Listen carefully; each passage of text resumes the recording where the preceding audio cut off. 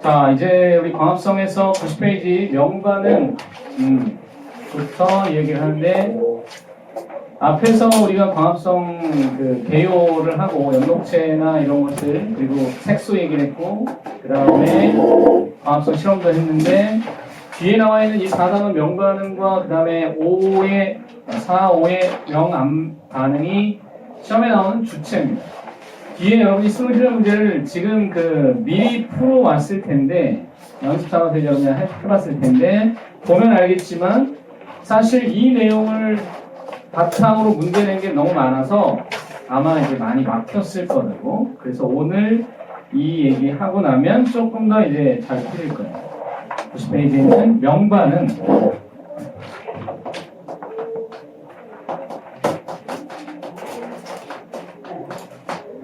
자, 이 명자는 밝은 명자고 빛을 받아서 뭔가 만들어내는 것인데 얘네들에 대한 개요를 우리가 작성을 해보면 대략적으로 이것은 일단 장소가 틸라코이드 또는 그것이 쌓여져 만들어진 그라나라고 하면 되겠고, 그 다음에 이제 우리가 두 개를 얘기를 할 때에 사실상 2, 3은 같은 얘기인데 먼저 이게 나타난다는 점을 꼭 이제 밝히고 있는 것이다. 물의 광분해를 얘기한다 라고 할 때 이 광자가 빛광자고 물이 분해되면서 생겨나는 것을 이제 정리를 할 때는 항상 포도당 하나를 기준으로 생각을 하세요. 포도당 하나가 만들어지기 위해 물이 몇 개는 필요했지?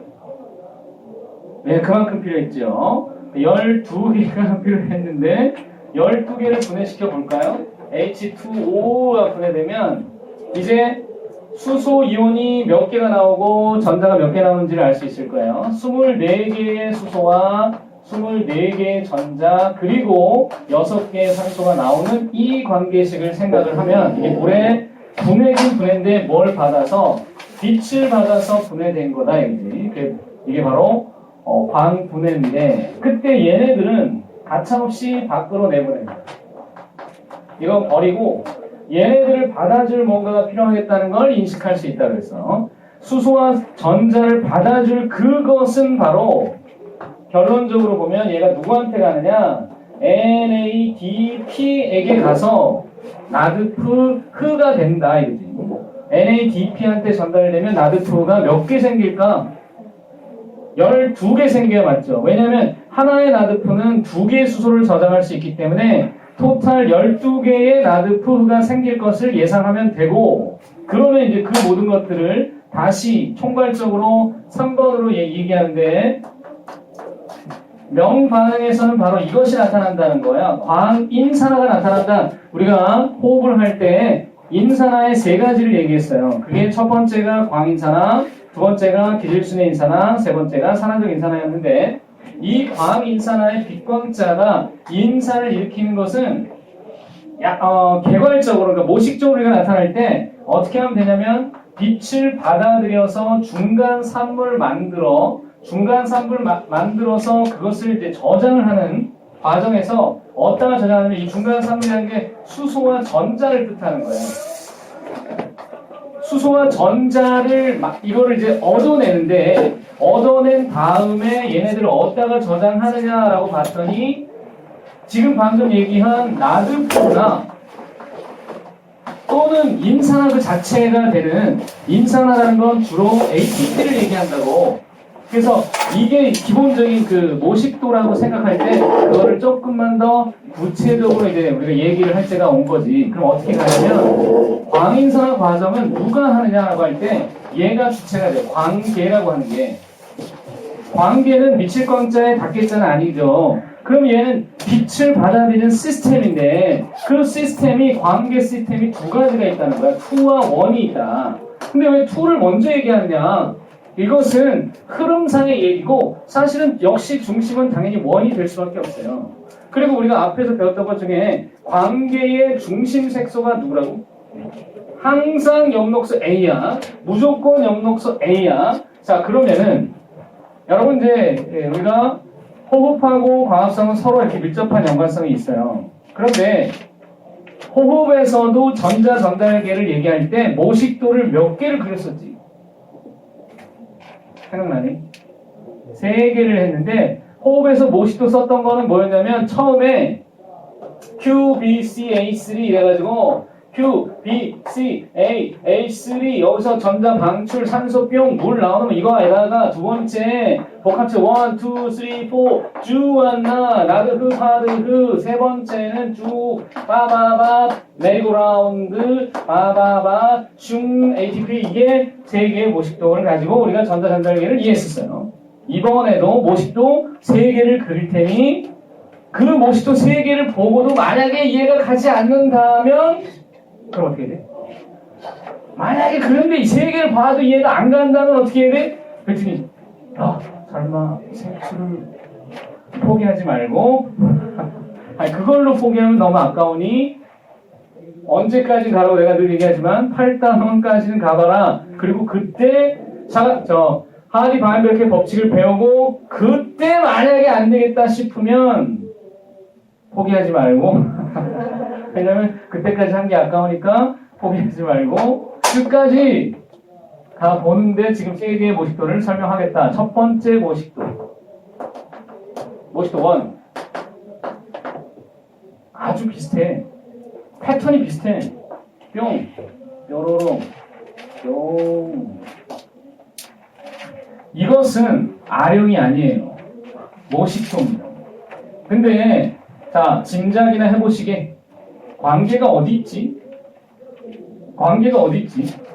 각장 속에 있나? 관계가 어디 있어요? 여긴 어디야? 틸라코이드 막.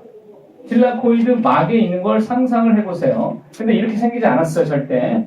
틸라코이드 막에 저런 아령 구조가 있는 게 아니에요. 이거는 상징적인 모식도예요. 그런데 여기가 관계 2입니다. 그리고 얘가 관계 1이라고 친다면 둘은 연결되어 있다는 거예요. 이 관계 2와 관계 1이 연결되어 있는데 여기서 우리가 관계 2에서 일어나는 반응을 가장 그 전에 얘 성분부터 하자면 관계 2가 엽록소 A로 돼 있어요. 다리를 말을 해주세요.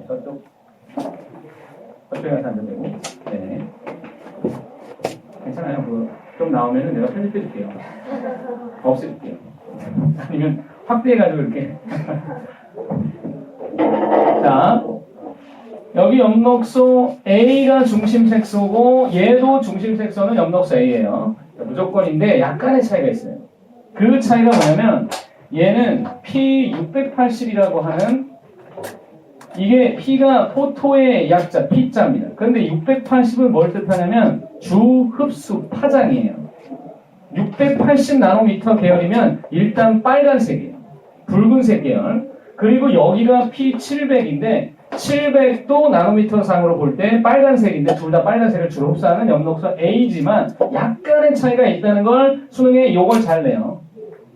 관계 2 680 관계 2 680 관계 2 대왕의 B가 설립이 된 게 서기 680년이다 라고 기억을 하면은 나는 도움이 됐지만 여러분 아닐 수도 있다. 그건 뭐 근데 여기에서 관계 2의 역할이 뭐냐면 바로 관계 2는 물을 광분해하는 역할을 해요. 그래서 여기서 물이 광분해가 일어나니까 그러면 수소 2개가 이쪽으로 왔다라고 할 때 여기에서 산소가 반분자가 방출이 되면은 물이 준 전자를 일로 흘려보내는 거야. 흘려보내면 관계 1이 전자를 받아서 다시 누구에게 주는 모습이 나타나냐면 거기에서 이 전자가 방출된 다음에 얘랑 얘가 만나고 있어요. 얘는 뭐냐면 수소고 얘는 나드프가 된다. 그럼 얘가 무엇이 돼야 되냐면 이 토탈 3개를 합치니까 나드프흐가 되는 모습이에요. 여기까지가 지금 이 전자를 잘 보면 물에서 분해된 전자가 흘러가면서 뭔가 액션이 나타나는데 여기에는 분명히 예상하건대 전자를 전달하는 시스템이 있을 거라고 생각할 수 있고 그리고 이곳에서 난데없이 등장한 ATP는 황당해 보이지만 이거는 상징적으로서는 맞는 얘기다. 전자 에너지가 흘러갈 때 뭘 돌리는 것을 상징하냐면 수소 펌프를 돌려서 수소이온 농도차를 발생시키 미첼의 실험을 생각하면 되는 거야. 미첼의 실험을 생각하면 수소이온 농도차가 ATP 생성의 원동력이라고 했어. 그러니까 이걸 돌려서 전자전자기가 돌아가면 펌프가 돌아가고 그러면 수소이온 농도차가 생기고 ATP를 생성할 수 있는 힘이 생겼다 그 말인데 그게 화학 3투선으로 이렇게 표현한 거야. 굉장히 심플하게 표현한 거죠. 그런데 여기서 관계2와 관계1이 작용하는 이 모든 과정은 지금 그려져 있는 것은 그냥 비순환적 광이산화입니다. 광인산화 과정 중에서도 비순환적 광인산화고 왜 비순환적이라고 얘기하느냐면 물이 준 전자가 다시 물에게 돌아가지 않았기 때문에 만약에 물이 준 전자가 다시 물한테 갔다면 그건 순환적이었을 텐데 이 전자는 다시는 돌아가지 않고 라드프가 뺏어버린다. 흘러가 버렸다. 그냥 흘러가 버렸다는 거죠. 돌아오지 않았다. 그러면 사실 하나가 더 있다는 걸 짐작할 수 있는데 비순환 말고 그냥 순환도 있어요. 그런데 이 차이는 뭐냐면 사실은 관계1이 여러분 관계1이 먼저야. 관계원이 먼저라는 건 뭐냐면 마치 이런 거라고 염록소 A하고 B가 있는데 누가 중심이냐 물었을 때는 그냥 염록소 A가 중심이겠죠. 왜? 중심이니까 A라고 했겠죠야. 왜 관계1이라고 했겠냐고. 제가 먼저고 중심이야. 얘는 사실은 관계1은 순환도 하지만 비순환도 둘 다 관여해요. 그런 반면 관계2는 비순환적 광인산화만 관여합니다. 자, 그런데 이 그림은 여러분 분명히 뭐가 그려져 있지 않냐면 순환적 광인산화가 그려져 있지 않습니다. 이해하시겠어? 얘는 순환적 광인산화가 표시가 안 되는데 그렇다면 여러분이 순환적 광인산화를 표시할 수 있을까요? 여기다가 책에는 그려져 있지 않은 순환적 광인산화를 어떤 식으로 표현하면 되냐면 그때 개념을 가질 때 괜찮아요. 제가 다 편집해줄게요. 얼굴 딱 들이고 가세요. 콧구멍 빡 나오게 하는 게 이제 그게 더 매력적입니다. 굳이 고개 숙일 필요 없습니다. 그 누가 왜 우리 일제시대 때 보면 독립투사들 보면 고개를 숙이기 싫다고 빳빳이 서서 세수하는 분도 있어요. 일제에게 고개를 숙이지 않겠다 그래가지고 빳빳이 서서 세수하면서 옷을 다 적셨던 분도 있는데 당당하게 걸어가도 괜찮습니다. 뭐 조금 가리면 어때? 예를 들면 여러분이 극장에 앉아있는데 앞에 사람이 늦게 와가지고 막 이렇게 지나가잖아. 그때 요즘에 사람들 보면 매너가 좀 부족하긴 해. 늦게 온 걸 당당하게 여겨요. 내가 가겠다는데 그래가지고 막 다리 푹 치고 지나가고 막 어떤 사람들은 굉장히 미안하게 죄송합니다 그러는데 어떤 사람들은 당연히 여기 내 자리라고 여기 내가 지나가야 내 자리라고 이런 거 있잖아. 나 내 자리 들어가야 된다고 뭐 이렇게 아니 그런 정도는 아니죠. 지나가다가 이렇게 지나가다가 쓱 지나가면 그거 그래봐야 화면에서 보일 때는 1초도 안 걸려요. 그걸 보면 누군가가 저 시기 때문에 내가 수업의 중요한 내용을 놓쳤다고 라고 얘기할 사람이 누가 있니? 영화상에서는 놓치는 경우는 이런 거 있죠. 결정적 장면에 막 두근두근 하고 있는데 앞에 사람이 크게 떠들 거야. 저 사람 죽는다? 뭐 이런 거 있잖아. 한번 본 거지. 아니면 영화 볼 때 약간 좀 거슬리는 거 하나 있긴 있어요. 앞에 사람이 앉은 키가 너무 큰 거야. 그리고 머리도 큰 거지. 그래가지고 항상 화면에 이렇게 보일 때 화면에 이게 뜬 거지. 여기는 어두운 상태. 늘. 그래서 어떻게 하냐면 나도 이렇게 허리를 꼿꼿이 세우는 순간 뒤에 사람이 의식이 되죠. 왜냐면 그 전까지는 그렇지 않았는데 갑자기 발을 차는 게 느껴지거나 내지는 왠지 뒤곡지가 좀 따갑거나 뭐 그럴 때 그래서 요즘에는 이제 옛날 같지 않죠. 옛날에는 앞자리와의 그 경사가 너무 낮아서 이러고 봐야 됐다고 이러고 근데 요즘에는 그렇게 안 돼 있잖아요. 경사가 확 돼 있으니까 별 지장 없어요. 근데 앉은 키가 지나치게 큰 사람은 매너지 매너. 어떻게 하냐면 쭉 눕혀서 이렇게 앉아주는 센스를 발휘를 해야 돼요. 네. 중요한 건 여기입니다. 얘는 두 개를 다 관여한다는 점이에요. 근데 여기다 표시해봐요. 만약에 모식도를 그린다. 그건 뭘 뜻하는 거냐면 얘 전자가 흘러가야만 ATP가 생성된다는 점만 기억하면 됩니다. 그럼 여기다가 만약에 관계2와 관계1이 둘 다 빛을 받아들인다는 건 여러분이 충분히 짐작을 해야 되겠고 빛을 여기도 받아들였는데 그것을 바탕으로 전자를 들뜨게 만들어서 다시 돌아오게 했다면, 지전자를 들뜨게 만들었다가 다시 돌아오게 만든 걸 반복한다면 요 흰색의 요 라인 계속 순환하는 서큘레이션이 되는 요것은 순환적 광인산화라고 볼 수도 있지요. 굳이 여기다가는 책에서는 표시하지 않은 것 뿐입니다. 그리고 사실 순환적 광인산화는 거의 모든 책에서 표시가 안 돼 있어요. 그러나 그것이 있다는 걸 잊으면 안 되고, 두 번째 모식도로 갑니다.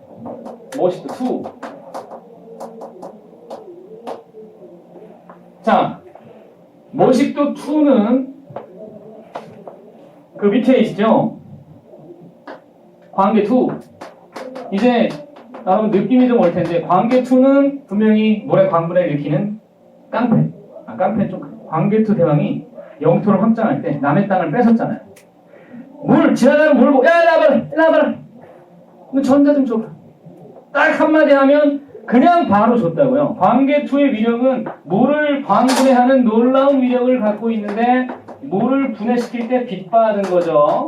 빛에너지를 통하여 물을 분해할 때 수소가 튕겨 나가고 산소도 나왔을 때 얘는 그냥 방출, 버려. 쓸 일이 없어. 염록체에서는 산소를 쓸 일이 없기 때문에, 자, 그렇다면 이제 전자가 주었나 올라간 모습인데요. 지금 여러분 이 두 번째 모식도는 다소 입체적인 거예요. 다소 3차원적인 거야. 그 생각을 해야 돼. 어떻게 된 거냐면, 그쪽 다리가 썩 좋지 않으니까 이따 쉬는 시간에 일로 오세요. 여기는 어디냐면 틸라코이드 막인데, 이 평면 전체를 틸라코이드 막으로 인식하고 거기에 관계 2가 있다고 상상.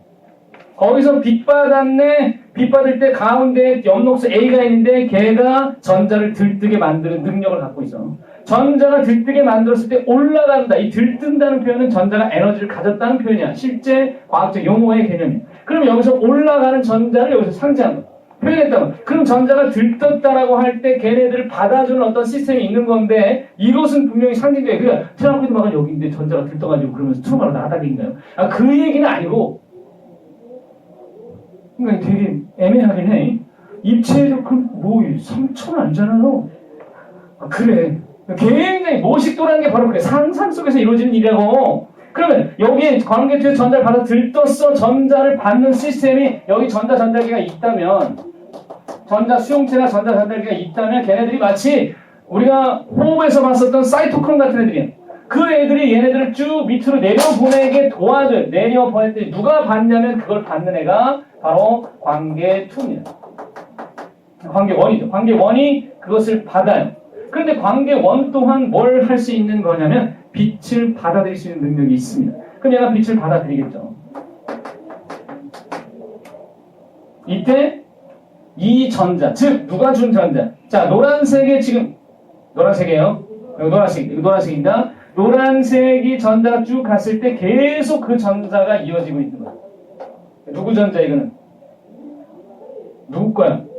물 거야. 물 전자가 밖으로 튕겨 나가게 한 것은 관계1입니다. 그때 그것을 얘랑 커플이 되게 2H 플러스랑 그 다음에 바로 얘 NADP가 만나서 뭐가 된다고?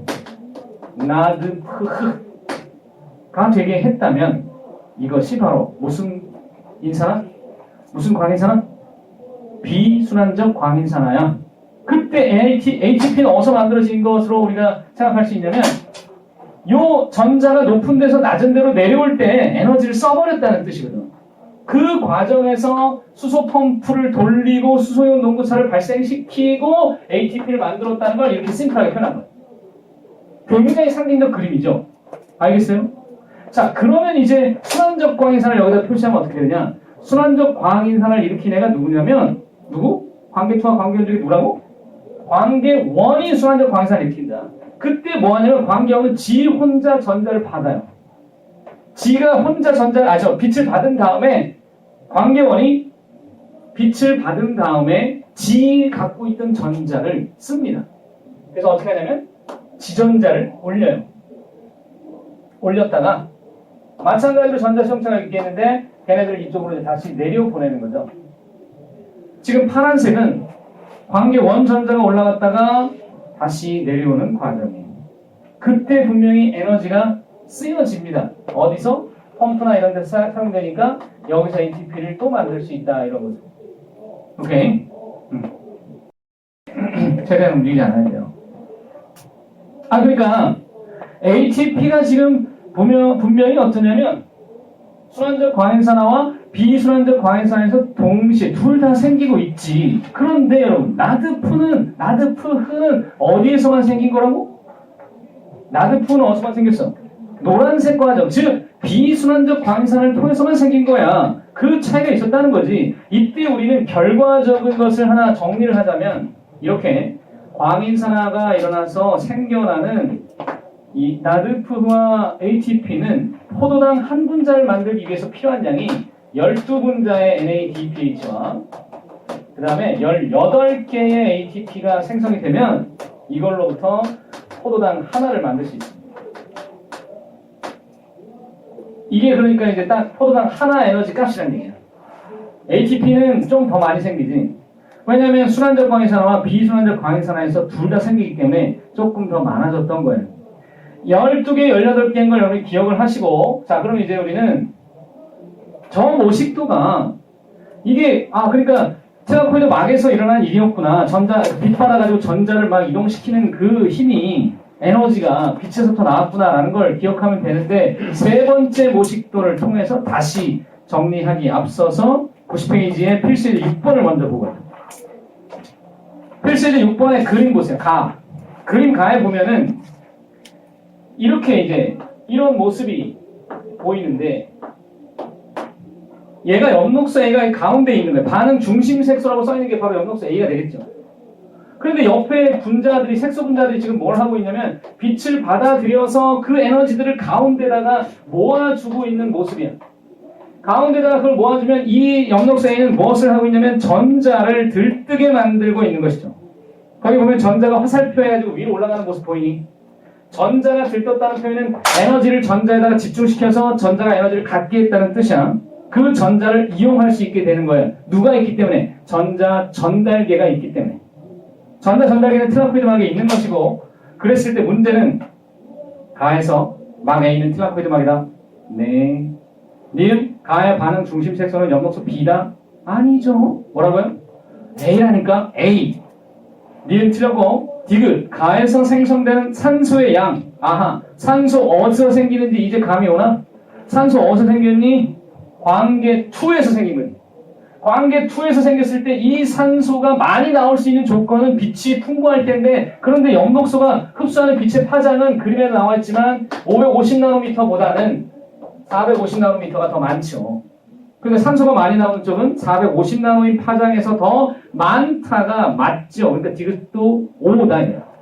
됐어요? 오케이? 세 번째 모식도로 간다.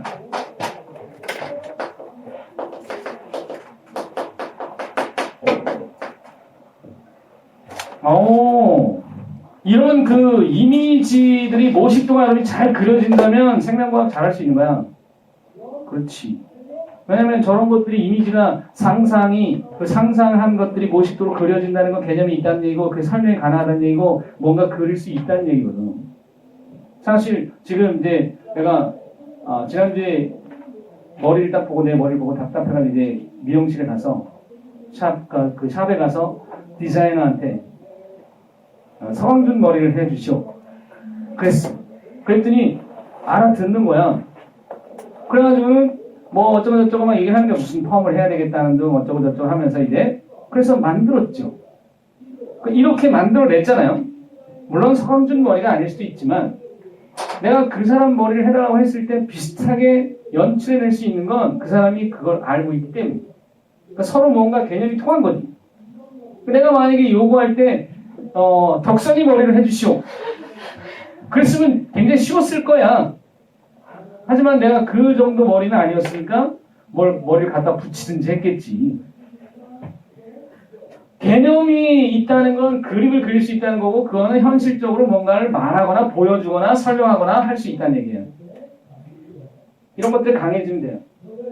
처음에 잘 안 될 수 있다. 그런데 이건 하다 보면 잘 되는 거지 처음부터 잘 되는 것을 기대하지 말고 세 번째 모식도는 우리가 봤던 것과 비슷하게 조금 더 실질적인 막의 모습을 생각하면 되는데 이렇게 티라코이드 근데 세포막의 티라코이드 막에 보니까 육각, 동그라미, 오각 상징적으로 그린 거예요. 그리고 여기 우리가 잘 알고 있는, 익히 알고 있는 얘 메리고라운드. 이 메리고라운드부터 얘기하자면 얘는 뭐냐면 뭐야? ATP 합성 효소를 뜻합니다. ATP 합성 효소는 수소이온 농도차를 이용해서 ATP를 합성하는 장치입니다. 그렇다면 여기에 수소이온이 많아질 것을 기대할 수가 있죠. 그리고 수소 펌프를 돌리는 건 전자에너지라는 것도 이미 알고 있잖아요. 그렇다면 여기가 누구냐? 가가 뭐냐? 뭘 상징하느냐? 계속해서 전자의 흐름이 어떻게 되고 있으냐면 광계 2에서 광계 1으로 이어지는 전자의 흐름을 말했잖아. 그러니까 여기가 광계 2가 된 거지. 그리고 이것을 광계 1으로 볼 수 있어. 근데 광계 1과 광계 2 사이에 무엇이 존재하냐면 동그라미 존재하는데 우리가 그 호흡에서도 동그라미를 뭘로 봤었냐면 수소 펌프로 봤다고요. 이거를 수소 펌프로 둔다면 뭔가 얘기가 통하기 시작하는 거예요. 자, 어떻게 스토리가 될지 다시 한번 그려볼까요? 광계 2와 광계 1은 둘 다 공통적인 게 뭐가 있죠? 여러분 얘기해봐요. 광계 2와 광계 1의 공통점이 뭐야? 빛을 받아들일 수 있다. 또 비순환적 광인산화에 관여한다. 또 중심 색소가 엽록소 A다. 그지? 근데 얘만의 독특한 특징은 뭐냐면 물에 광분해가 일어난다. 그럼 여기다가 물에 광분해를 그리면 되잖아. 물에 광분해 그릴 수 있겠니 이제? H2O로 시작하면 여기 몇 개 나와있죠? 수소 2개. 그 다음에 산소 반분자. 그리고 전자는 흘러 광계 1. 방출 안녕. 그럼 누가? 얘 짝꿍이 누구? 수소이온과 함께 수소이온 2개랑 누가? 얘 누구? 나드프는 뭐라고 정의를 내리면 되냐면 티라코이드에서 또는 명반응에서 전자의 최종 수용체 가 나드프야. 그럼 얘네들이 뭐가 되는 거냐? 나드프흐가 되는 것이야. 그럼 계속 설명했던 내용과 같다. 파란색의 과정은 지금 보다시피 비순환적 광인산화를 통해서 나타나는 광인산화 과정의 모습 중의 일부야. 그러면 수소유 펌프가 뭘 하겠어? 수소 이온들을 계속해서 퍼올리겠죠. 얘를 퍼올립니다. 자, 그 문제에서는 여기를 동그라미 A로 표현하고 있습니다. 이동 방식을 얘기하는 거예요. 동그라미 A의 이동 방식은 뭘까요? 이건 뭐예요? 왜 능동성이냐면 전자의 에너지를 이용하여 수소이온을 낮은 데서 높은 데로 퍼올리고 있기 때문이에요. 그러면 여기가 수소이온이 다시 밖으로 나가는 과정을 설명하고 있는데 이게 수소이온이 밖으로 나갈 때에는 동그라미 B로 표현되어 있다. 동그라미 B 과정은 뭐야? 촉진 확산이죠. 이 촉진 확산이 나타나게 되면 그 에너지차, 고농도에서 저농도로 수소이온이 이동하는 것을 이용하여 무엇을 만든다고? ATP를 만든다고. ATP를 만드는 이것은 분명히 광인산화 과정이라고 볼 수 있다. 이 광인산화 과정은 사실은 누구랑 커플이 되어 있냐면 얘의 생성과 커플이 되어 있어요. 나드프가 만약에 생성되지 않는다면 ATP도 안 만들어집니다. 왜냐하면 전자가 흘러갈 수 없다는 얘기니까요. 오케이? 그 전자가 흘러가지 못하면 수소이온 농도차가 발생하지 않으니까 얘도 안 생기는 거예요. 서로 이거는 짝꿍이 되어 있는 거죠. 뭔가 연계성이 있는 거라고. 그럼 이 과정이 모식도 3로서 뭐만 지금 설명했어? 분명히 비순환적 광인산화만 그려져 있어요. 그럼 순환적 광인산화를 만약에 그린다면 어떻게 그릴 수 있느냐? 흰색으로 우리가 순환적 광인산화를 그린다고 할 때 여기서 지각, 이 빛받음, 광계2와 광계1은 둘 다 빛을 받을 수 있는 건데 광계1이 스스로 받은 빛을 자기 전자에게 줘서 이렇게 돌리는 과정이라고 생각할 수 있죠. 그것을 계속 돌리는 거예요. 티라코이드 막에서 계속 전자를 돌리도록 하는 시스템을 광계1이 가지고 있기 때문에 그러면 펌프가 돌아가고 ATP를 합성할 수 있는 겁니다. 그러니까 여기서 우리는 하나 짐작할 수 있는 게 비순환적 광인산화의 경우에는 나드프와 ATP가 서로 연결되어 있지만 순환적 광인산화는 나드프 상관없이 지 혼자 ATP를 만들 수도 있는 거죠. 이해되겠어요?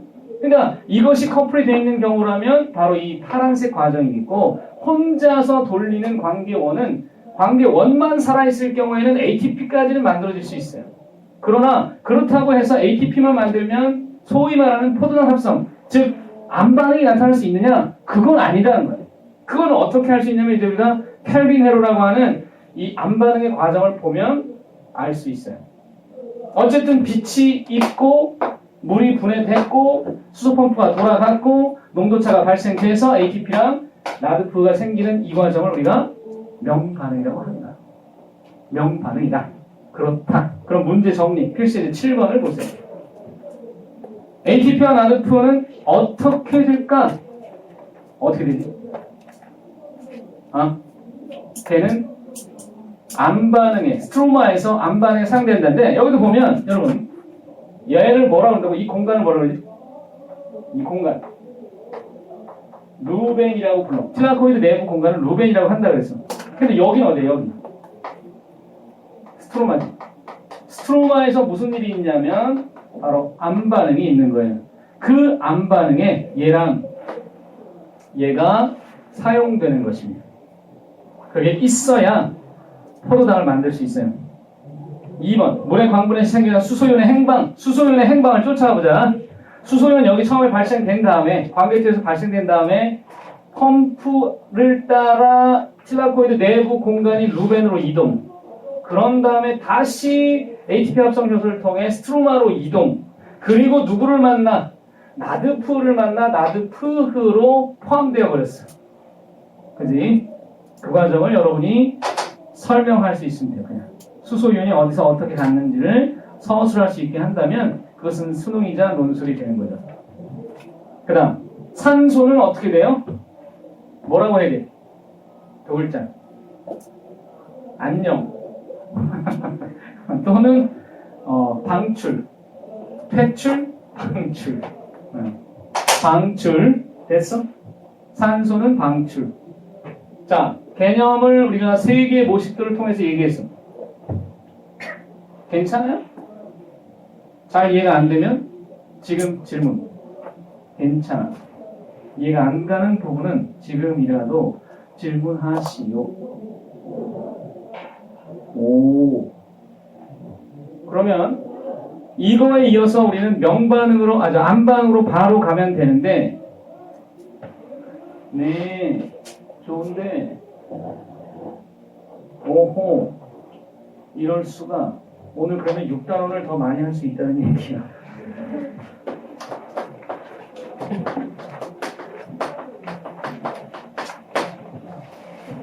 사뭇 다른 그 느낌. 다른 데서 이 강좌를 딱 요 내용을 설명하고 나면 애들이 표정이 안색이 좀 굳어져요. 낯빛이 어두워집니다. 그래가지고 이 아이들이 왜 이럴까 고민하게 만들었었는데, 여러분은 포커 페이스군요. 숨기고 있는 거군요. 내지는 연기를 굉장히 잘하거나 표정들이 꽤 긍정적인데, 그렇다면 갑니다. 암반응으로. 암반응도 우리가 개요를 살펴볼까요? 얘는 장소 어디야? 스트로마. 우리가 전화 걸면 항상 물어보는 거 어디야? 부터 물어보죠. 너 어디야? 엄마 어디야? 아빠 어디야? 이런 거. 친구 전화해서 거의 대부분 천만이 너 어디야? 지금 어디야? 너 뭐해? 뭐 이런 거잖아. 거기서 이렇게 안 물어요. 잘 있니? 그러니까 하이 내지는 안녕 뭐 이렇게 안 묻고 너 어디야? 너 뭐해? 뭐 이렇게. 우리식 인사는 너 어디야야. 너 어디야? 그 얘기는 너 어디에 있든 지금 잘 있는 거지를 상징하나 봐요. 너 어디야? 왜 그렇게 어딘지를 물어보는 걸까요? 자, 스트로마라는 장소부터 얘기했습니다. 그래서 우리나라 사람들이 잘 많이 물어보는 장소. 두 번째 얘네들은 그럼 어떻게 되는 것이냐를 설명할 때 이제는 말할 수 있다. 어떻게 된 거냐면 명반응의 산물. 명반응의 산물은 두 가지야. ATP랑 나드프. 이것을 이용하여, 이 두 가지를 이용하여 CO2로부터 포도당 합성하는 거다. 그런데 이 과정에서 무슨 회로가 나타나냐면 켈빈 회로가 있는데 왜 켈빈 회로라고 하겠어? 당연히 켈빈이 밝혔으니까. 켈빈이라는 사람이 노벨상을 탔어요. 왜? 회로를 찾아내서. 이 켈빈 회로가 어떻게 만들어졌는지를 알면 어떻게 해야 노벨상을 탈 수 있는지도 감이 올 거예요. 노가다를 뛰어야 한다. 굉장히 지치지 않는 그 열정이 필요하구나라는 걸 간접적으로 느낄 수 있어요. 그러니까 이렇게 좀 약간 순진해야 돼. 그게 사실이에요. 너무 생각이 많은 애들, 왜 이것저것 따지고 재고 막 자기한테 유리한 거 찾고 그러다가 쉽게 손 놓는 애들보다는 이렇게 이제 뭔가 묵묵히 포기를 모르는 사람들이 일을 저지르는 큰 일을 해내는 사람들은 보통 그런 것 같아요. 무대포 정신 같은 게 있어야 돼요. 켈빈의 실험은 의미가 있어요. 이거는 시험에 이제 나올 때 비중이 좀 커집니다. 실험 자체가 중요한 거예요. 자, 그런데 이걸 뭘 가지고 했냐면은 켈빈이 이 실험을 한다는 것의 목적은 간단히 말해서 이 과정을 지금 구체적으로 밝혀내겠다는 얘기예요. 가장 좋은 방법은 뭐냐면 동위원소를 이용해서 어디에 무엇이 중간산물로 만들어졌는지를 찾는 것입니다. 그렇다면 제일 첫 번째 켈빈의 실험 대상은 누구였느냐? 클로렐라죠. 이 클로렐라는 노래가 있다고 그랬어요. 네, 이 노래를 한번 배워봅시다. 신데렐라는 어려서 부모님을 잃고요. 그 노래가 있어요. 계모와 언니들에게 구박을 받았더래요. 그 노래의 클로렐라. 왜냐면 렐라가 비슷하기 때문에. 신데렐라, 클로렐라는 녹조류, 원생생물이고요. 영록소 A, B와 셀룰로스를 받아서 육상식물의 조상으로 여겨진대요. 지금 노래 가사에 들어간 게 많죠? 녹조류, 원생생물, 영록소 A, B, 셀룰로스, 육상식물의 조상. 근데 여기서 육상이라는 말을 빼도 돼요. 식물의 조상으로 여겨진대요. 식물 조상으로 여겨진대요. 그러면 이게 소위 의문이 딱 맞기 시작할 겁니다. 클로렐라는 녹조류, 원생생물이고요. A, B와 셀룰로스가 돼서 식물의 조상이래요. 이렇게. 그리고 거기에 후렴구에 샤바 그게 아니라 핵한 판달말 이렇게 해서 거기 들어가는 게 또 있었는데 후렴구에 왜냐면 걔네들이 다 녹조류니까요. 그것은 분류에서 나오는 것입니다. 분류는 구단원이에요. 그래서 구단원에 가면 내 발음은 이제 요거를 다 같이 합창을 하거나 돌림노래를 하거나 이렇게 하나 계산을 해서 다른 것도 다 외워주는 거를 이번에 한번 겨울에 시도해보려고 하는데 그러면 애들이 안 오겠죠? 네. 아무튼 클로렐라를 썼는데 얘네가 원생이기 때문에 진핵이고 염록체가 있어요. 염록체가 있는 애를 어떻게 했냐면 암실에서 배양했다는 게 포인트예요. 클로렐라를 썼던 것도 물론 의미가 있지만 얘가 더 중요한 거예요. 왜 암실 배양일까요? 가진 것 다 소비하라. 즉 가지고 있는 녹말을 모두 소비하라. 또는 가지고 있는 포도당을 모두 소비해서 제로로부터 시작하자. 만들어진 것 없이 0에서부터 누가 만들어진지 보자라고 하는 것이 암실 배양의 목적이었어. 근데 만약에 너무 지나치게 오랫동안 암실 배양을 하면 녹조류는 죽어요. 당연히 굶어 죽지요. 빛을 주지 않으면 식물이 죽는 거죠. 그러니까 한 달 동안 암실 배양하면은 아무것도 안 나와요. 암실 배양했어. 그 다음에 두 번째 뭐 했니? 자, C14을 줬다는 점이야. 이거 C14 CO2를 주고 and 빛을 주고 뭐 했느냐? 광합성을 유도했는데 광합성 시작한 거지. 그럼 이제부터 뭔가 나타나기 시작할 텐데 확인할 것은 뭘로 한다는 얘기야? 이걸로 하겠다는 얘기잖아. C14를 하겠다는 얘기니까 무슨 방법에 이게 자기방사법 또는 추적자법을 쓰겠다. 자기방사법의 가장 대표적인 방법이야. 그래서 시험에 잘 나오는 이유도 그런 거죠. 자기방사법을 써가지고 이제 중간 산물이 뭔지를 찾아내겠다는 계산하에 이걸 했어요. 그 다음에 C 과정으로 갑니다. 위에다 쓸게요. C 과정에서는 얘를 일정 시간. 자, 여기 이제 영어 좀 하는 친구들아, 이 실험 얘기를 다 들은 후에 이 일정 시간이라는 말을 영어 단어로 무엇으로 바꾸면 가장 적절할지도 한번 생각해봐. 여기 네이티브 있나? 물어보고 싶었어. 이 일정 시간을 뭘로 써야 좋은지를 한번 물어보고 싶었는데 아무튼 일정 시간 이게 그러니까 예를 들면 정말 딱 어떤 정해진 그 시간의 개념이 아니야. 잘 봐. 일정 시간에 뭘 처리했다고? 끓는 에탄올 처리했는데 얘가 하는 역할은 고마셀이 고정. 여기서의 고정은 그러니까 이제는 무한도전의 광희가 고정이 되었다. 그 고정이 아니고 사극에서 보면 전하 고정하시옵소서 그것도 아니고 채널 고정 그건가? 얘는 물질 대사를 스탑한다는 얘기야. 물질 대사 스탑은 사실상 세포를 죽이는 거예요. 세포를 다 죽여서 거기까지만 해라. 그러니까 얘를 다 스탑하면 그때까지 만들어진 것만 보일 거다. 그 얘기죠. 됐어요? 그런 다음에 이제 D는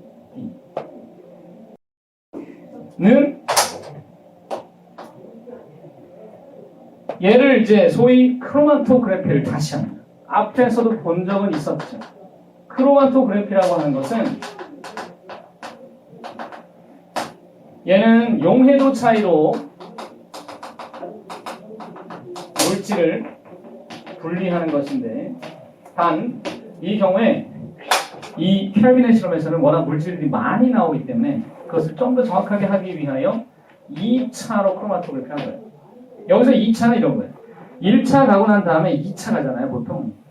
요즘에 2차들 잘 안 가는 문화가 있긴 하지만 식사하고 2차 술 먹으러 가고 아니면 술을 먹은 다음에 2차를 노래방 가고 이런 거 2차로 한 거예요. 이때 평균적으로 하는 건데 그거는 이따가 이제 바로 우리가 다시 설명을 할 테고 그 다음에 이제 마지막에 2차 크로마토그래피를 한 다음에 결과를 확인하기 위해서는 이걸 보는 거지. 이거 동위원소가 있는 거. 근데 이 동위원소라고 하는 건 자기방사법은 방사성 동위원소를 이용하는 거야? 방사선이 나오는 거야? 그것을 검출하기 위하여 X선 필름을 쓰거든. X선 필름을 쓰게 되면 방사성 동위원소가 검출이 될 수 있는데 이것을 우리는 유식하게 감광이라는 말을 써요. 빛을 감지한다는 뜻인데 왜 빛이라고 표현하냐면 방사선이 나오거든. 자, 전자기파인 방사선이 나오는데 그거를 검출을 한다 이 말이야. 그 다음에 F단계에서 만약 굳이 이거 다음에 뭐 하냐? 그 성분들을 분석해서 어떤 물질인지 다 찾아내면 돼요. 그러면 여러분 어떤 특정 시간마다 그것을 스탑을 시켜가지고 거기서 나타난 중간 산물들을 일일이 다 찾아낸 이 켈빈의 이야기를 그림으로다가 한번 볼까요? 여기서부터 하면 됩니다. 스탑 시킨 다음에 크로마토그래피를 했을 때 2차로 한다고 그랬죠? 2차, 이렇게 종이를 넓게 써. 2차원 평면적으로 써가지고 여기다 시력 원점을 찍어. 종이에다가 시력 원점을 찍을 때 이 원점을 찍고 나면 당연히 그 다음에 할 일이 전개액을 밑에다가 깔 거야. 전개액 깔 때는 이렇게 깔아. 자, 1차 전개액으로 그랬더니 빠라람빰 나왔다. 이거 올라갈 거 아니야? 이게 전기액 쭉 타고 올라가면서 빰빠라 나왔다 이제 나왔다. 근데 여기에는 이미 다양한 물질들이 혼합돼 있어요.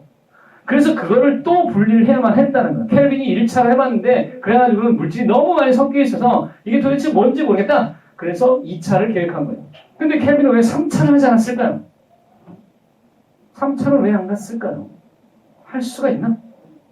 해볼래? 입체, 평면에다 놓고 만약에 평면에 이걸 이제 2차는 여기 1차하고 2차 한 건데 3차는 그럼 입체적으로 해야 되네?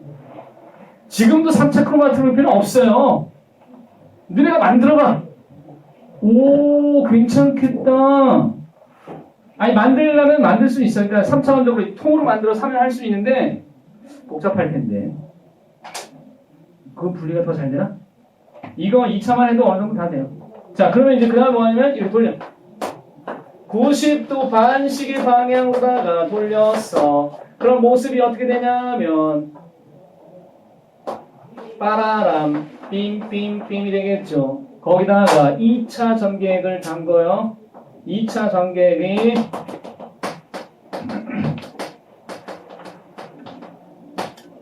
여기서 특징 기억할 것은 절대로 같지 않은 거. 다른 전개액을 쓴다는 거야. 다른 거 써야 돼요.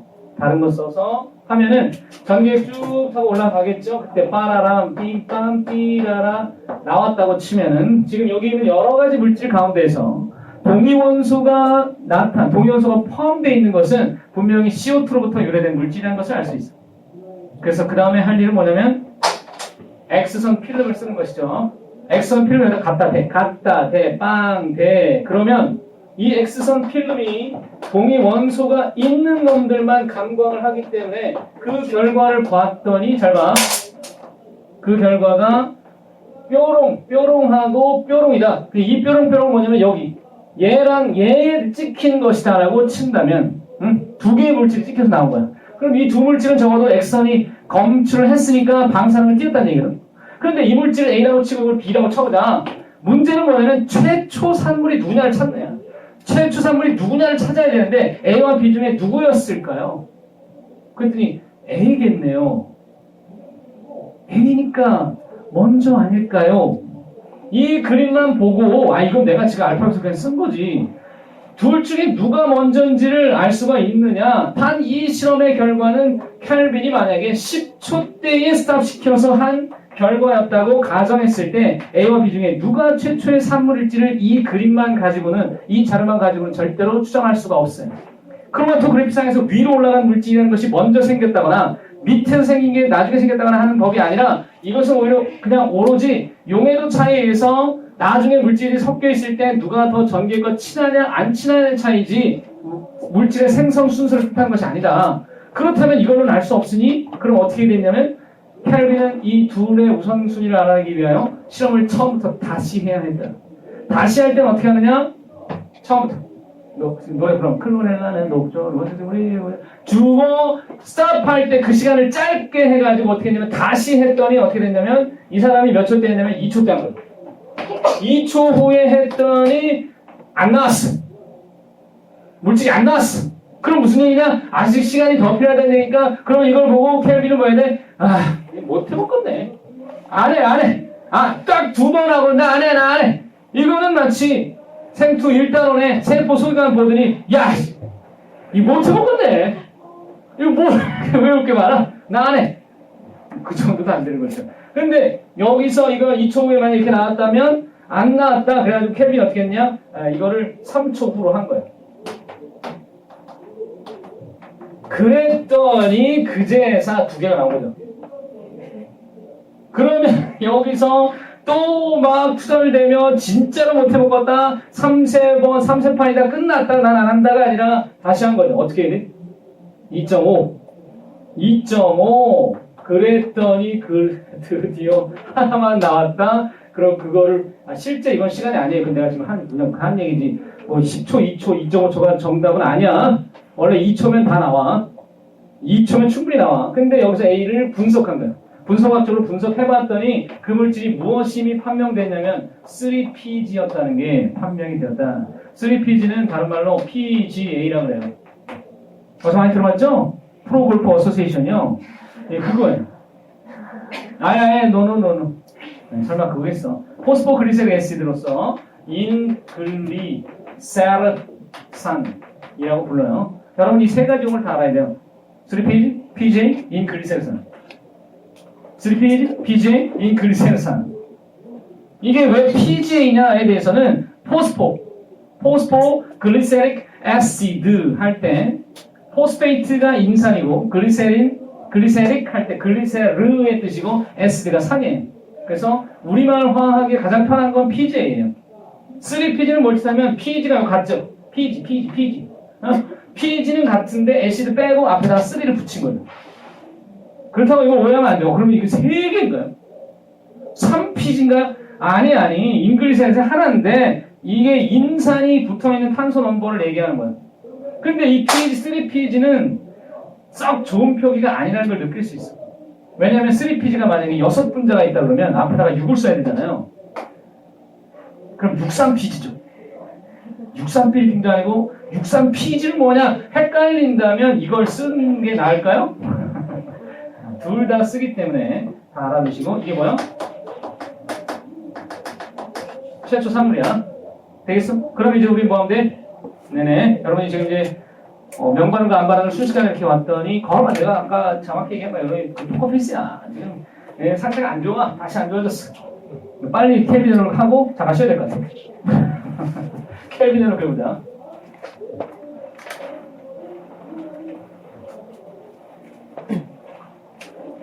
다음 페이지 여러분. 켈빈 헤로가 나와 있죠? 결론적으로 바로 들어가서 켈빈 헤로를 그립니다.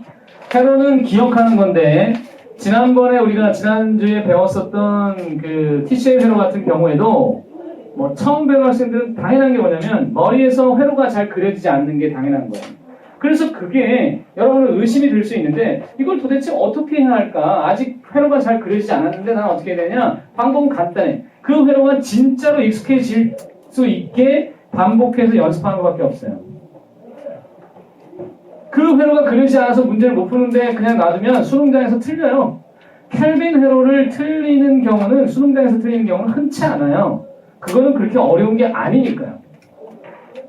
그러니까 무슨 얘기냐면 처음에는 낯설어하던 많은 친구들이 개념을 공부를 하다 보면 아, 그 정도는 다 하는 거 아니에요? 라고 자연스럽게 하면서 넘어가 버리는 거라는 얘기예요. 근데 처음에는 누구나 다 낯설어해요.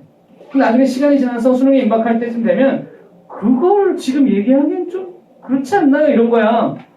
여러분이 처음에 미분 배울 때는 이 기호만 봐도 막 가슴이 설렜다고 우와 이제 나도 좀 멋진 거 한다 그럴싸한 거 한다 그랬는데 그건 잠깐이지. 하다 보면 징그러운 거지 이게. 이 기호가 싫은 거지. 그래가지고 애들이 미쳐가지고 이게 약분이 안 되냐 헛소리를 해야 되고 막 그런 거 아니야. 지가 약분이 안 되냐고. 뭘로 본 거야? 6으로 본 거야? 9로 본 거야? 뭐로 본 거야? 지가 약분이 안 되는 이 헛소리를 서울대에서 했다는 게 참 놀라운 일이죠. 1학년에서 미적분학 배운 어떤 놈이 이 얘기를 교수한테 가서 물어봤는데 이게 장난을 친 건지 아니면 진짜로 몰라서 그런 건지 모르지만 하여튼 그 얘기가 소문이 돌았고 그 소문을 꼬리를 불어서 그 아이 때문에 기초과정이 생겼다는 설까지 생겼다고. 근데 분명한 건 서울대에 기초과정이 생겼어요. 애들이 무식하다. 이 애들은 미적분학을 가르칠 수가 없다. 이런 애들이 어떻게 미적분학하고 공업 수학을 하느냐. 그래가지고 기초과정을 만들었다고요. 그도 그럴 것이 지금 애들이 배우는 수준이 그렇다는 얘기인데 아무튼 생투에 이런 것들은 연습을 그냥 하면 돼. 봐. CO2가 들어갈 때 주의할 것은 자, 포도당 하나를 만들기 위해서 CO2 몇 개 필요한가요? 6개 필요하잖아. 근데 여기서 우리는 요걸 쓴다. 3CO2 반을 쓴다. 자, 그 다음에 들어가서 최초의 산물이 누구라고? PGA 또는 3PG. 3PG라고 쓰자. 3PG 우리말로 뭐냐면 인글리세르산. 인글리세르산 다른 말로는 PGA. 대학 갈 때 여러분 어차피 연대 의대를 다 가겠지만 서울대를 혹시 갈 친구들이 있다면 괜찮아요. 저게 연대도 골프 수업이 있나? 골프 수업이 있는 학교로 가세요. 왜냐면 학교에 그런 수업 정도는 있어줘야 된다고 생각해. 그래야 대학 때부터 예를 들면 1학년 때부터 1학년 1학기 때부터 골프를 만약에 매 학기 듣는 거야 무조건. 물론 그게 잘 안 될 수도 있어. 근데 우리 때는 그렇게 선택의 제한이 없기 때문에 계속 들을 수도 있거든. 그럼 어떻게 되면 8학기 동안에 들을 수 있다고 가정했을 때 4년을 내리치는 거야. 그러면 대학 졸업할 때 싱글이 될 수 있는 거지. 괜찮지 않니? 대학 졸업하면 골프에 싱글이 되었다. 근데 회사에 들어갔더니 부장이 골프를 좀 좋아하는 거야. 또는 상무가. 근데 신입사원이 우연히 얘기성에 나온 거지. 제가 그냥 조금 그냥 저 좋아합니다. 그랬는데 자네 얼마 치라 했더니 그냥 싱글 정도 합니다. 뭐라고? 오라고 그런 거지. 그랬더니 부장은 100타 치는데 싱글은 72타고 또는 80타까지 정도면 이제 10개 이하를 싱글이라고 하는데 72타면 그게 소위 파하잖아. 골프 선수들이 그냥 딱 2분을 치면 이건데 어마어마한 실력 차이죠. 100타를 치는 부장이나 상무는 이런 사람들을 보면 뭐라고 그랬냐면 신이라고 그럴게요. 완전 신기에 가까운 거. 무슨 얘기냐면 만약에 여러분이 지금 우리나라 여자 골퍼들 굉장히 잘하는 사람들 있잖아. 그런 사람하고 골프를 같이 치면 뭐밖에 안 나면 감탄밖에 안 나와요. 우와 이럴 수가 있느냐. 최근에 LPGA에서 우리나라 선수가 심지어 파4홀에서 홀인원을 했다고요. 그 어마어마한 일이 벌어진 거야. 이건 확률적으로 볼 때 수백만 분의 1의 확률인데 그 들어간 거야. 200야드가 떨어진 곳에 있는데 이 선수가 여자 선수가 후려쳤다고. 그런데 그게 떡 떨어로 뿡 와! 되는 거지.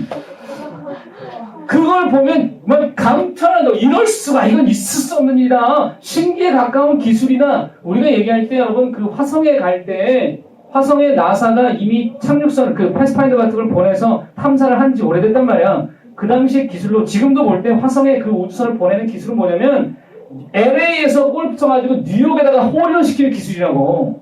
여러분 그걸 무시하면 안 돼. 야, 우주의 화성을 지구에서 볼 때 그게 막 어마어마하게 화성 그래가지고 뭐 마치 축구골대 앞에 1m 앞에 서 있는 그 자신이 툭 밀면 바로 골인데 가서 들어가는 게 아니라 우주에 보면 화성은 없어요, 존재가. 근데 그걸 가가지고 거기서 화성에 정확하게 착륙시킨다는 건 LA에서 골프 쳐가지고 홀인원 시키는 거야. 뉴욕에다가. 그 정확한, 그러니까 그걸 보면 신기에 가까운 거지. 골프 퉁. 아, 이거를 여러분이 대학 때부터 하라고. 골프는 집중력을 기르는데 좋은 운동이야. 대신 잘 배운다면, 보통은 잘 못 배우면 승질만 부려요. 그래가지고 막 짜증만 들고 심지어 다치고 막 이러거든. 어떤 경우에는 굉장히 좋은 운동이 되고 어떤 경우에는 아주 힘든. 그냥 화살표 하나 있죠? 여기다 하나 집어넣어야 돼. 거기에 안 나와 있는 물질이 DPG인데, 자, 여기까지 하고 여기다가 요걸 하나 씁니다. CO2를 만들기 위해서 필요한 물질이 바로 이거야. RUBP. 낯선 이름들이 등장하고 있을 때 여러분 쫄지만 알려줄게. 3PG 분명히 PG는 얘기했다시피 인글리세르산이에요. 인글리세르산이고 여기에 지금 여러분이 기억해야 될 사실은 뭐냐면 인산이 하나가 있다는 것입니다. 자, 이는 한 개입니다. 그러면 탄소는 몇 개냐라고 할 때 탄소가 3개인 점을 잊지 마세요. 3PG의 탄소 숫자는 3개입니다. 그리고 CO2는 탄소가 당연히 1개겠죠. RUBP는 무엇의 약자냐면 리블로스.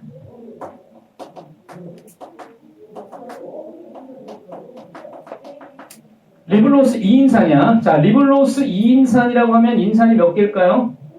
2개겠죠. 2인산이잖아요. 설마 이게 오연이겠어? 2인산이니까 2개니까 여기는 P가 몇 개냐면 2개. 그리고 C가 몇 개냐면 탄소의 숫자가 5개라는 점을 기억하셔야 돼. 5개거든. 자, 2개, 5개가 3개의 탄소랑 만났을 때, 3개 이상 탄소랑 만났을 때 실제로 얘는 몇 분자가 필요하냐면은 5분자의 3분자의 RUBP가 필요해요. 왜냐면 3, 5, 15가 됐고 3이 만나서 여기에 있는 3PG가 6분자가 생겨요. 아까 63PG 얘기했죠. 이게 3대 3대 6, 즉 CO2 대 RUBP 대 PG의 관계는 항상 1대 1대 2의 관계로 나타난다는 걸 잊지 마. 되겠어? 1대 1대 2의 관계였던 거야. 그러면 탄소 숫자가 하나만 있었다면 만약에 이제 한 분자면 총 6개인데 그거를 둘로 쪼개니까 2분자의 3PG가 나온다. 이 계산이거든. 그러면 여기 셋이니까 6개 나왔잖아. 그러면 여기 토탈 18개의 탄소가 있었어. 그대로 이어져요. 그대로 이어질 때 DPG는 이거는 다이야. 바이가 뭐야? 2개, 2라는 뜻이거든. 이거의 바이가 뭐냐면 바이나 다이나 이게 전부 다 2예요. DPG는 2인산인데 누가 인산이 2개 됐다는 거니까 여기 속에는 지금 뭐가 있냐면 인산이 2개 있다는 얘기거든. 그런데 탄소는 변함이 없어서 3개예요. 그럼 여기는 토탈 6분자의 DPG가 있어야 되는데 이때 여러분 자 기억할 거 다시 한번 포도당 하나 생기기 위해서 ATP가 몇 개 필요했다고 했지? 18개. 나즈프는 12개지. 근데 지금 이거는 포도당을 하나를 만들 수 있는 분자가 아니야. 포도당 반 분자야. 그러면 ATP가 9개가 필요하다는 얘기잖아. 그 중에 봐봐. 여러분 여기 뭐 들어갈 것 같아? 무슨 변화가 있었는지 봐봐. 탄소 숫자 변화 없는데 인산이 늘어났지. 인산 몇 개 늘어나야 돼? 몇 개 들어가야 돼? 여기서 6분자씩이잖아. 하나씩 늘어났으니까 6개 ATP가 들어가는 거야. 그래서 ADP가 돼서 나오면 되겠지. 인산 이 안으로 들어간 거다. 그리고 다음 단계는 바로 얘예요. 이거 어디서 본 적이 있어. 이거 G3P 본 적 있어. 해당해서 본 적이 있는데 얘는 현재 6분자가 돼요. 왜냐면 얘의 탄소와 인산이 각각 탄소가 3개 근데 인산이 몇 개가 된 거냐면 여기서 여러분 한 개라는 사실을 기억하세요. 시험에 인산의 개수와 탄소의 개수를 직접적으로 물어보기 때문이야. 요거 한 개다. G3P 한 개다. DPG는 두 개인데 얘는 한 개다. 자, 그렇다면 어라? 지금 여기에 세 개, 한 개 있을 때는 그럼 무슨 소리냐면 인산이 떨어져 나왔다는 얘기죠. 인산을 떨어져 나오는 것을 따로 여기다 그리자면 6PI라고만 쓰면 돼요. 그거는 여러 단계를 거쳐서 인산이 떨어져 나왔다고 생각하면 되고요. 그런데 실제로 들어가는 건 누구냐? 나드푸흐가 들어가야 돼요. 몇 분자가 들어가냐면 6개의 나드푸흐가 들어갑니다. 그래서 나드푸가 돼서 나오겠죠. 수소가 들어갔으니까 무슨 과정이야? 산화야, 환원이야? 수소가 들어갔으니까 환원이지, 환원. 이 과정은 분명히 환원이야, 환원. 되겠어? DPD 입장에서 환원이 된 것이야. 그럼 G3P는 각각의 양갈래길로 갈라지면서 요만큼, 거기 니은 분자만큼의 G3P는 위로 올라가고 기역 분자만큼 떨어져 나오면서 얘가 뭐가 되냐면 이 경우에 그렇다는 얘기인데 G3P가 얘네들이 화살표, 자, 과당 이인산이 되고 거기서 포도당이 돼요. 오케이. 많이 끊는데? 시간이 길었나? 희한한데? 보통 수업에 2번 정도 끊으면 딱 나와야 되는데 지금 벌써 몇 번이 됐네요. 자, 근데 어쨌든 여기가 G3P가 기억이 1입니다. 그럼 여기가 5개가 돼야 돼요. 그 5개들이 봐봐. 계산하면 5, 3, 15야. 5, 3, 15, 3, 5, 15야. 이건 탄소가 5개다. RBP가. 그 여기 과정에서 15개, 15개의 변화, 탄소 숫자의 변함이 없어요. 근데 마지막 과정에서 무엇이 들어가냐면 9개 ATP 가운데 6개 썼기 때문에 3개 남았거든. 그래서 그 3개를 여기다 집어넣어요. 3개를 집어넣으면은 그러면 ATP가 들어가면서 RBP가 재생된다고 보통 표현하는데 그렇게 될 수가 있어요. 이 과정에서 지금 하나의 G3P 여러분 탄소가 몇 개라고? G3P 탄소는 3개야. 그런데 여기는 과당인산은 탄소가 6개고 포도당도 탄소가 6개죠. 그럼 안 맞아요. 따라서 이거를 2번 반복해야 됩니다. 이 회로 전체를 2번을 반복하면 G3P가 2분자가 모이고 그것들이 만나서 과당 이인산이 되겠다가 포도당으로 바뀌는 거예요. 이때 요 과정 CO2가 들어가는 것을 CO2 고정이라는 표현을 써요. 이 고정은 앞에서 얘기한 그 고정하고는 다릅니다. 세포가 죽거나 하는 것은 아니고 비슷한 맥락으로 우리가 이해할 때 기체 상태에 떠돌아다니던 그 CO2를 고체 상태의 화학물질로 저장해버렸다는 뜻으로 고정이라는 말을 쓰는 거예요. 여기서는 환원 과정이 나타나고 있죠. 자, 3PG가 G3P가 되는 과정에서 분명히 환원이 일어났다는 사실을 여러분이 받아들입니다. 환원이라는 건 수소가 들어간 거야. 수소 들어갔잖아요. 에너지를 얻은 것이 환원이야. 에너지를 얻었고 수소가 들어갔으니까 환원이야. 그리고 여기서 RBP가 재생되는 거야. 이게 켈빈어의 전체야. 더 자세하게 알 필요가 없어. 이것만 알면 되는데 그럼 이제 시험에 굉장히 많이 나오는 유형을 설명해 줄게. 이제 얘기해 줄게. 자, 퀘스천 넘버 1.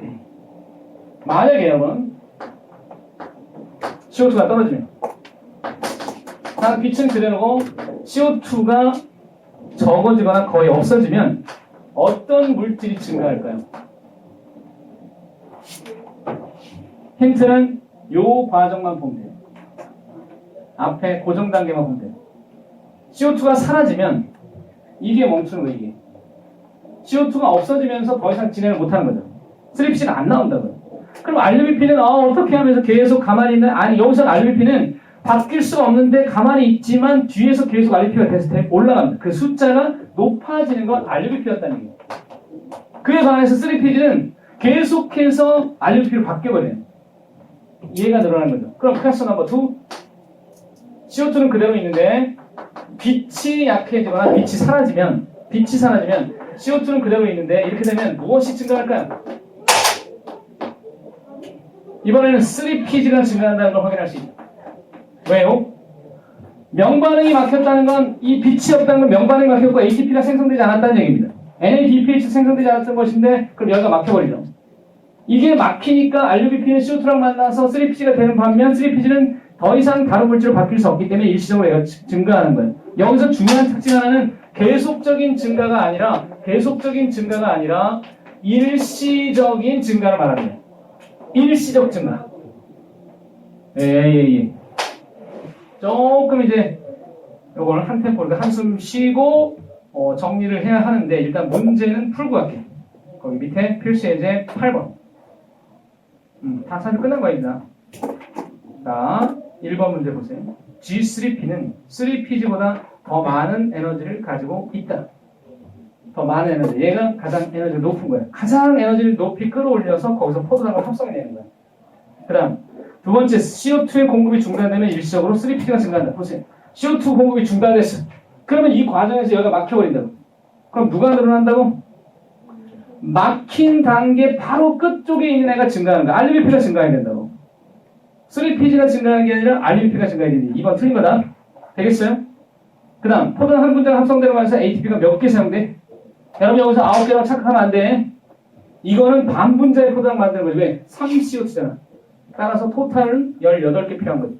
그래서 3번 틀렸고 4번 CO2가 고정되는 과정은 가에서 일어난다? 맞죠? 그게 고정이에요. CO2 고정. 5번 나에서 3PG가 G3P로 환원된다 라고 표현할 수 있어. 산화가 아니라 환원이 맞다. 5번도 맞고 기억은 얼마? 1. 니은은 5. 그래서 니은보다 크다라고 할 때 틀린 얘기죠. 오케이. 다음 페이지 보세요.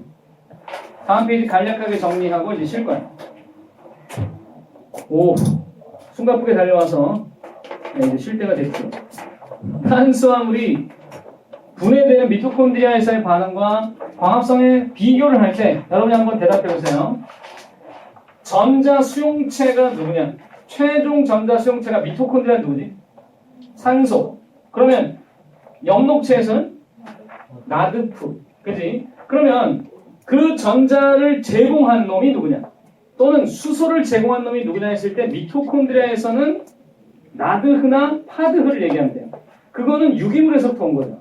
근데 광합성 시에는 수소를 제공한 게 누굽니까? 물이죠. 그리고 얘네들은 공통적으로 전자 전달계를 가지고 있어요.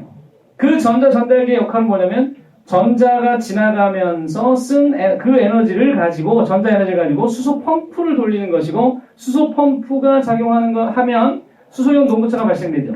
그래서 뭘 만들어? ATP를 만든다는 점에서 공통적이죠. 그 수소 펌프와 ATP 합성 효소를 가지고 있다는 점은 엽록체와 미토콘드리아의 공통적인 성격이에요. 그래서 이런 것들을 비교하는 문항들이 뒤에서도 나타날 수 있으니까 여러분이 한 번쯤 정리를 하면 되겠습니다. 오케이. 5단원의 마지막 테마에서 네 번째, 다섯 번째 얘기가 수능에서는 결정적 문제로서 사실은 그게 부문항으로 수능에 나와요. 그러니까 요거를 잘 정리하셔야 돼요. 알지? 그리고 뒤에 수능 문제 풀어가지고 막히는 것들을 같이 또 해결할 수 있게 질문으로 대해서 제출하시고 이제 우리는 쉬었다가 드디어 6단원을 들어가도록 하겠습니다.